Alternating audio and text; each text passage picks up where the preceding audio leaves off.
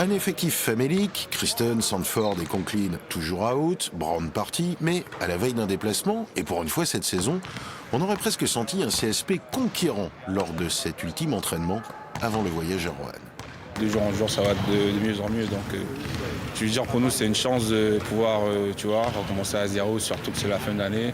Je pense que ça serait un bon cadeau pour tous les Limoges, les supporters, de pouvoir gagner et être dans cette meilleure situation pour la seconde partie de la saison, quoi.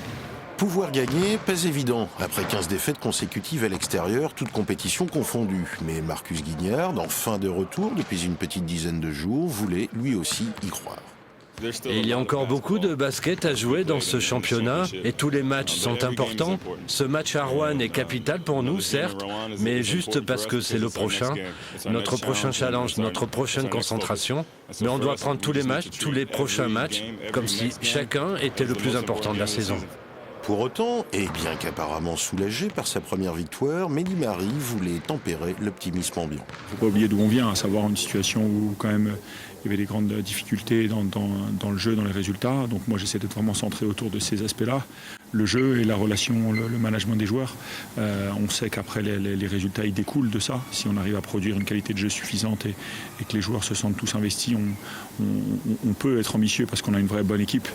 Reste que pour être ambitieux et pour s'imposer à Roanne, le CSP devra faire avec seulement 2 Américains dans sa rotation, une gageure quasi inédite.